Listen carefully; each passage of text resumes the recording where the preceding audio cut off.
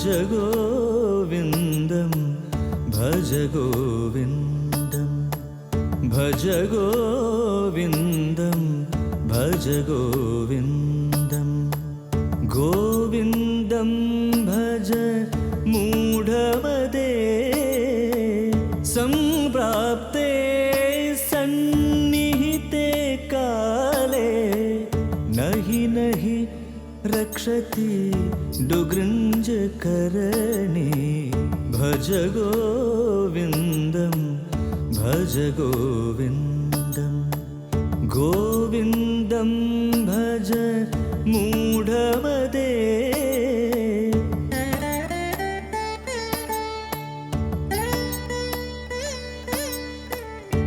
അർത്ഥമനർത്ഥം ഭാവയ നിത്യം നാസ്തി തത സുഖലേശഃ സത്യം അർത്ഥമനർത്ഥം ഭാവയ നിത്യം നാസ്തി തത സുഖലേശഃ സത്യം പുത്രാദപി ധനഭാജാം ഭീതിഃ സർവത്രേഷാ വിഹിതാ രീതി ഭജ ഗോവിന്ദം ഭജ ഗോവിന്ദം ഗോവിന്ദം ഭജ മൂഢമതേ.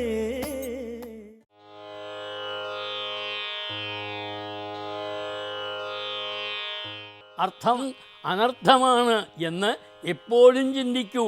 അത് ആപത്കരമാണ്, ആപത്തിൽ ചെന്ന് ചാടിക്കുന്നതാണ്, അല്ലാതെ നിനക്ക് സുഖമുണ്ടാക്കുന്നതല്ല എന്ന് ചിന്തിക്കണം. നാസ്തി തഥ സുഖലേശ സത്യം.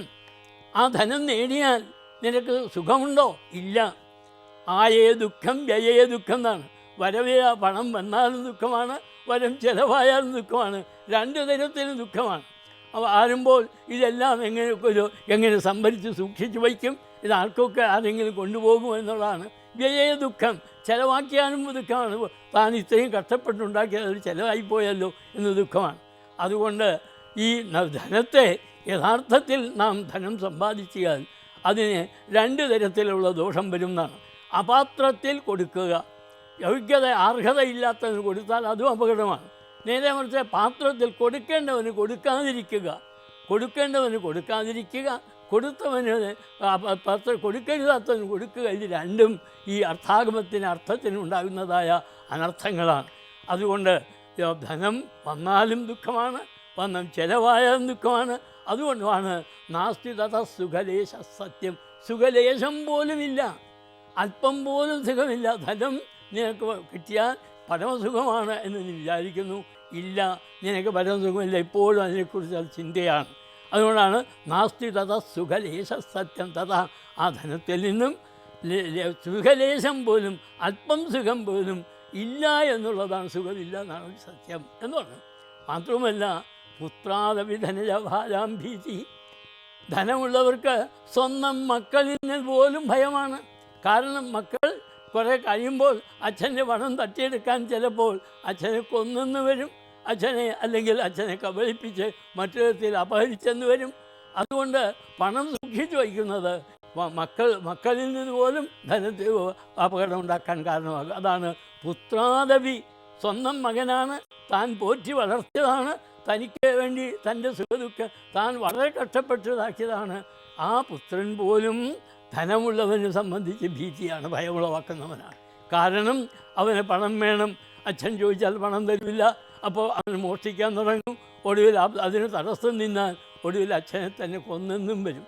നാം പത്രങ്ങളിൽ വായിക്കാറുണ്ട്, അനേകം ആളുകൾ ഇങ്ങനെ പണത്തിൻ്റെ പേരിൽ, സ്വത്തിൻ്റെ പേരിൽ പരസ്പരം കലഹിച്ച് അച്ഛനെ കൊല്ലുന്നു, അച്ഛൻ മകനെ കൊല്ലുന്നു, മകൻ ജ്യേഷ്ഠനെ കൊല്ലുന്നു, ജ്യേഷ്ഠൻ അനിയനെ കൊല്ലുന്നു, സഹോദരിയെ കൊല്ലുന്നു. എല്ലാവരും കൊലയാണ്. അതുകൊണ്ടാണ് കനകം മൂലം കാമിനി മൂലം കലഹം പലവിധ ഉലകിൽ സ്വതന്ത്രം. ഇത് കനകം മൂലമാണ്. പണമുണ്ടായിക്കഴിഞ്ഞാൽ എല്ലാ തരത്തിലുള്ള അപകടങ്ങളാണ്. അത് സുഖമുണ്ടാക്കുന്നില്ല, അതിനെക്കുറിച്ചുള്ള ചിന്തയാണ്. അതുകൊണ്ട് പുത്രന്മാരിൽ നിന്ന് പോലും ധനമുള്ളവർക്ക് അപകടമാണ്. അതാണ് പുത്രാദപി ധനഭാജാം. ധനഭാക്കുകൾക്ക്, ധനമുള്ളവർക്ക് പുത്രന്മാരിൽ നിന്ന് പോലും ഭൂതിയാണ്. സർവത്രൈഷാ വിഹിതാരീതി. ഈ രീതി എല്ലായിടത്തുമുണ്ട്. ഇവിടെ ഒരു സ്ഥലത്തുമല്ല, ഈ കാലത്തിലല്ല, എല്ലാ കാലത്തും എല്ലാ കാലങ്ങളിലും ഉണ്ട്. അത് സർവത്ര എല്ലായിടത്തും എല്ലാ കാലങ്ങളിലും നിലനിൽക്കുന്നതാണ് ഈ അവസ്ഥാവിശേഷം. അതുകൊണ്ട് ഹേ മഠയാ, നീ പണം സമ്പാദിക്കാൻ വേണ്ടി കഷ്ടപ്പെടുകയാണ്, അതിനുവേണ്ടി പല പല ദുരിതങ്ങൾ അനുഭവിക്കുന്നു, പ്രഭാതം മുതൽ പ്രദോഷം വരെ പണിയെടുക്കുന്നു. എന്നിട്ട് കിട്ടുന്നത് ചിലപ്പോൾ നേരായ വഴിയിൽ കിട്ടാം, അല്ലെങ്കിൽ നേരായ വഴിയിൽ കിട്ടിയെങ്കിൽ തെറ്റായ വഴിയിൽ കൂടി അത് നേടാൻ ശ്രമിക്കുന്നു. പക്ഷെ ഒടുവിൽ ഇതെല്ലാം അർത്ഥത്തിൽ കലാശിക്കുകയാണ്.